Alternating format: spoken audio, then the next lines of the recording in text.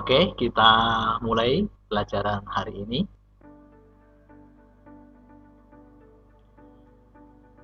Ada 3 kemungkinan jika larutan asam kuat dicampurkan dengan larutan basa kuat. Yang pertama, larutan bersifat netral atau pH-nya sama dengan 7 jika asam kuat dan basa kuat tepat bereaksi atau tidak ada sisa asam kuat maupun basa kuat. Yang kedua, larutan akan bersifat asam atau pH-nya kurang dari 7 jika dalam larutan terdapat sisa asam kuat. Sedangkan kemungkinan yang ketiga, larutan bersifat basa atau pH-nya lebih besar dari 7 jika dalam larutan terdapat sisa basa kuat. Baiklah, untuk memperjelas uraian ini kita bahas contoh-contoh soalnya. Oke, kita bahas contoh soal yang pertama. Jika 50 ml HCl 0,1 m dicampur dengan 50 ml NaOH 0,08 m, larutan yang terbentuk memiliki pH berapa? Oke, langkah yang pertama yaitu kita mencari mol tiap-tiap larutan. Di sini HCl berarti 50 ml kali molaritas M-nya 0,1 m. Jadi kalau dikalikan hasilnya milimol karena di sini volumenya mililiter. Kalau volumenya di sini liter, maka hasilnya langsung mol. Karena di sini mililiter, maka hasilnya milimol. Kemudian NaOH-nya berarti 50 ml kali 0,08 4 milimol. Jadi masing-masing larutan kita hitung jumlah molnya terlebih dahulu.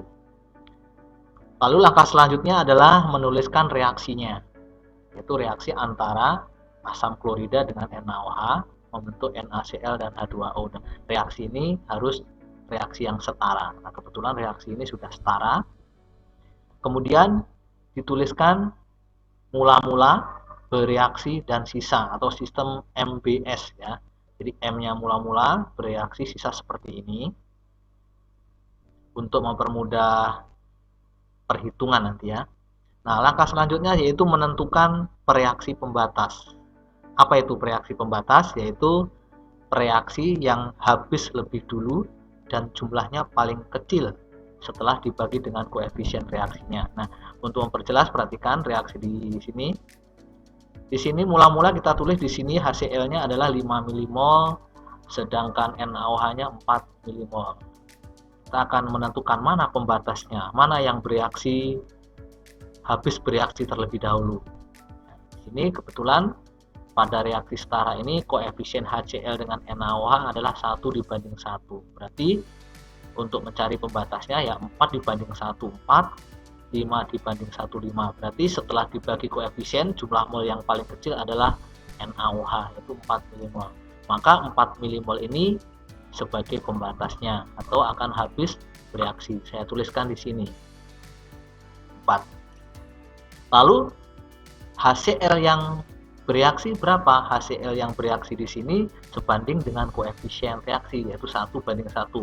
Berarti kalau di sini yang bereaksi 4 milimol, maka yang bereaksi di sini juga 4 milimol. Nah, seperti ini. Selanjutnya NaOH ini habis bereaksi duluan. Tidak ada sisa di sini 4. Jadi atau habis bereaksi, tidak ada sisa. Nah, sedangkan HCl di sini akan bersisa 1 milimol. Itu ya. Jadi 4 ini disebut reaksi pembatas. Karena jumlah molnya paling kecil setelah dibagi dengan koefisien reaksi. Nah, sehingga karena HCl ini bersisa, HCl-nya bersisa, maka larutan bersifat asam. pH larutan ditentukan oleh konsentrasi HCl sisa. Jadi pH larutannya ditentukan oleh konsentrasi HCl sisa. Nah, cara menghitung konsentrasinya yaitu milimol per jumlah volume campuran, yaitu 100 ml. Hasilnya adalah 0,01 M atau 10 pangkat min 2 M. Sehingga kita bisa menghitung konsentrasi H plusnya, yaitu A kali MA, banyaknya H, berarti 1 kali 10 pangkat min 2 M. Sehingga pH-nya bisa dihitung, pH sama dengan min log konsentrasi H plus, sama dengan min log 1 kali 10 pangkat min 2, atau min log 10 pangkat min 2, hasilnya adalah 2. Jadi jawaban B yang tepat.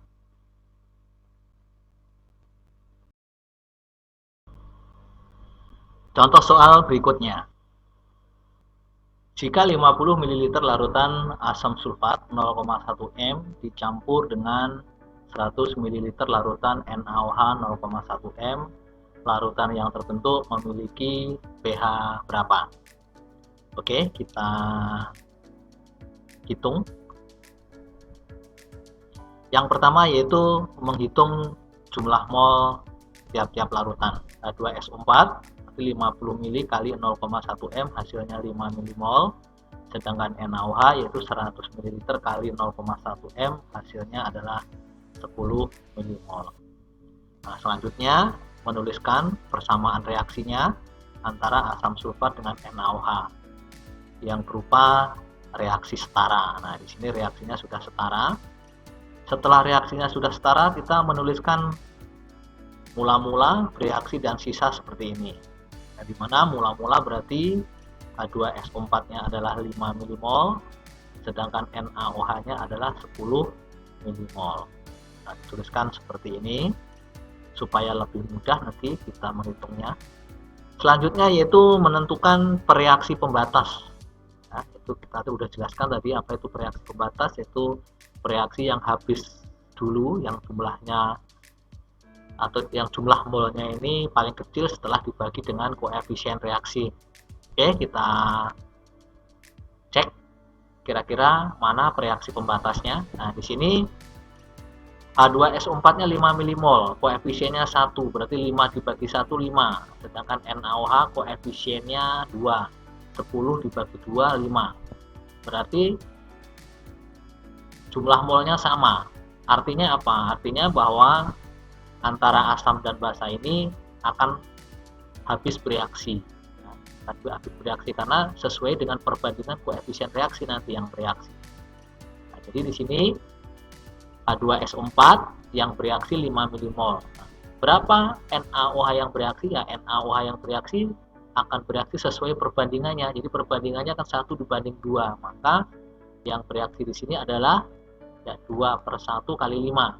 Itu 10 mmol.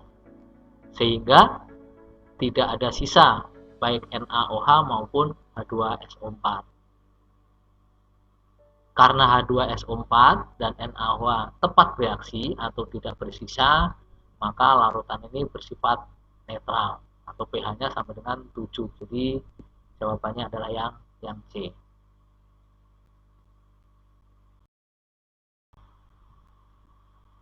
Oke, contoh soal yang ketiga. Jika 20 ml larutan BaOH2 0,03 M dicampur dengan 20 ml larutan HCl 0,04 M, larutan yang terbentuk memiliki pH berapa?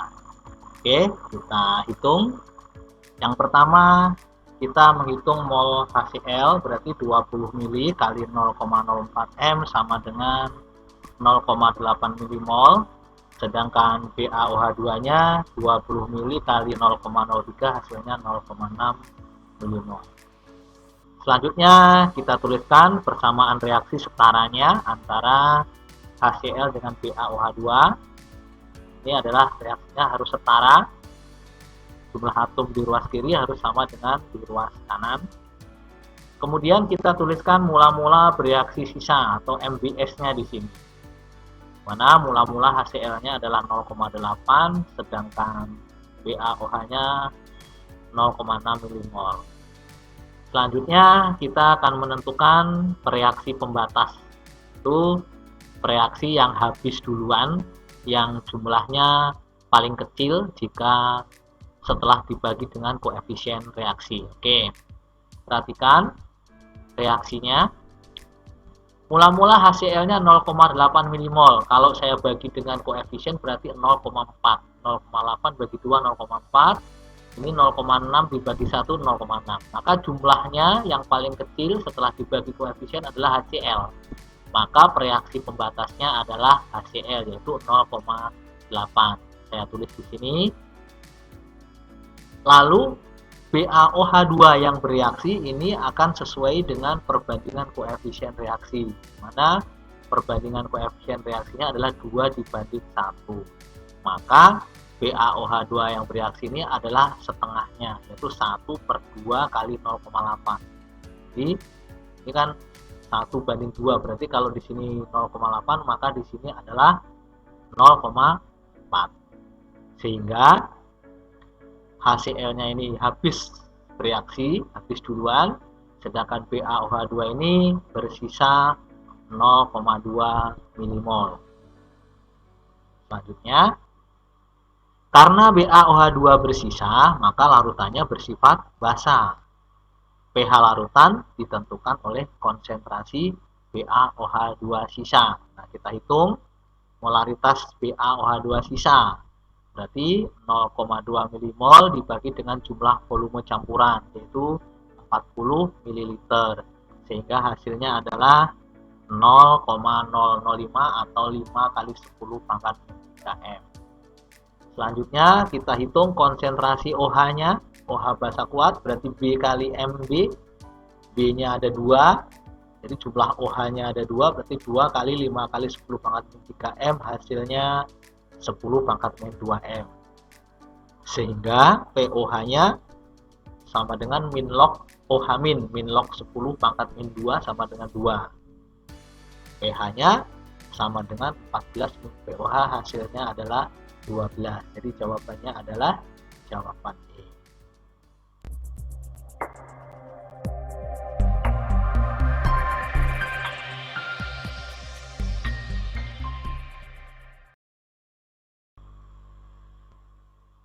Selanjutnya saya akan menjelaskan tentang pH aplikasi atau pH kalkulator untuk menghitung pH campuran antara asam dan basa.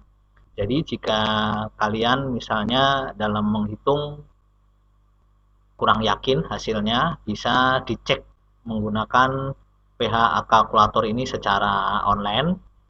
pH kalkulator ini bisa kalian akses di ph.litlog.com.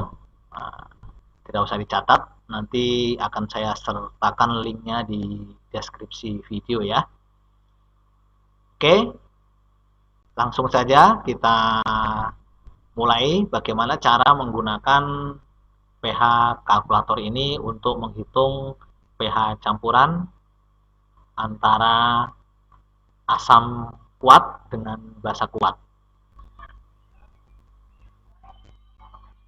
Berikut ini adalah halaman dari pH application berbasis web yang dapat digunakan untuk menghitung pH campuran asam dan basa, atau merupakan kalkulator pH gitu ya, yaitu pH campuran antara asam, baik asam kuat, asam lemah, maupun basa kuat dan basa lemah. Tampilannya cukup simpel ya. Sebelah kiri ini adalah terdiri dari senyawa asam kuat, basa kuat, dan asam lemah serta basa lemah. Sedangkan di kolom yang kedua ini adalah untuk memasukkan konsentrasi larutan asam atau basa. Sedangkan yang kolom ketiga ini adalah volume, ya, di mana volumenya dalam liter ya. Oke, kita langsung untuk menggunakannya, yaitu untuk mengecek pembahasan kita tadi, yaitu soal yang nomor 1, yaitu jika 50 ml HCl 0,1 M dicampur dengan 50 ml NaOH 0,08 M, larutan yang terbentuk memiliki pH tadi. Berdasarkan pembahasan tadi mendapatkan pH-nya 2 ya. Coba kita cek menggunakan aplikasi ini, di mana molaritas HCl-nya 0,1 M, volume 50 ini kalau dijadikan liter sama dengan 0,05 liter. Kemudian NaOH-nya 0,08 M, volumenya sama yaitu 0,05 liter. Oke, kita coba masukkan ke aplikasi HCl. Di sini adalah 0,1 molaritasnya, sedangkan volumenya adalah 0,05. Nah, di sini tidak menggunakan koma tapi menggunakan titik ya. Ini HCl, sedangkan NaOH-nya tadi molaritasnya adalah 0,08, volumenya 0,05. Ini berarti 0,08 molaritasnya, sedangkan NaOH-nya adalah sama 0,05. Nah, cukup simpel caranya, tinggal klik saja ini.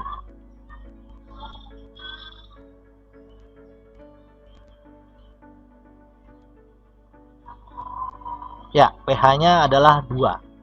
Sesuai perhitungan ya, sesuai perhitungan tadi jawabannya adalah 2, sama. Nah, jadi aplikasi ini bisa digunakan sebagai alternatif ya, apabila kita kurang yakin dengan perhitungan kita, atau untuk mengoreksi apakah perhitungan kita sudah tepat atau belum gitu ya. Oke, kita coba soal yang kedua. Caranya kita reset. Oke, kita lihat soal yang kedua. Jika 50 ml larutan H2SO4 0,1 m dicampur dengan 100 ml larutan NaOH 0,1 m. Nah, berdasarkan perhitungan tadi pH-nya adalah 7. Nah, jadi di sini H2SO4-nya 0,1 m, volumenya 0,05, sedangkan NaOH-nya 0,1 m dan 0,1 liter. Kita coba untuk H2SO4. H2SO4 di sini berarti 0,1, kemudian volumenya 50 ml berarti 0,05. Nah, ini untuk asam sulfat, sedangkan NaOH-nya tadi di sini adalah molaritasnya 0,1. Nah, volumenya adalah 100 ml atau 0,1 liter. 0,1 liter ya, atau NaOH-nya ya. Oke, betul. Lalu kita hitung berapa hasilnya. Oke, hasilnya adalah 7,29. Berdasarkan perhitungan manual hasilnya adalah 7. Jadi mendekati ya. Kalau dibulatkan hasilnya juga 7. Nah, jadi aplikasi ini dapat digunakan sebagai alternatif untuk menyelesaikan soal pH campuran antara asam dan basa.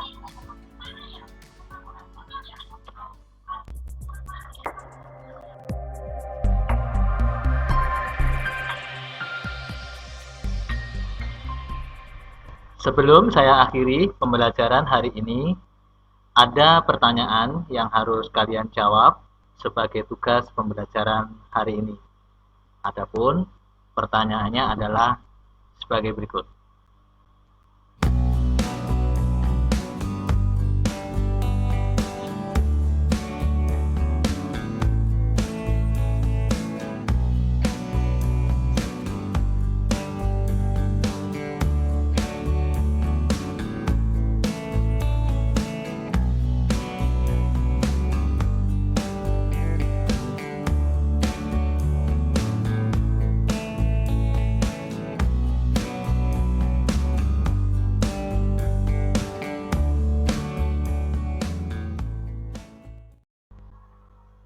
Demikian tadi pembahasan mengenai cara menghitung pH campuran antara asam kuat dengan basa kuat. Semoga video ini bermanfaat dan dapat membantu kalian dalam mempelajari larutan asam basa, khususnya dalam menghitung pH campuran antara asam kuat dengan basa kuat. Sampai berjumpa kembali pada video-video yang lain, dan saya akhiri sekian. Wassalamualaikum warahmatullahi wabarakatuh.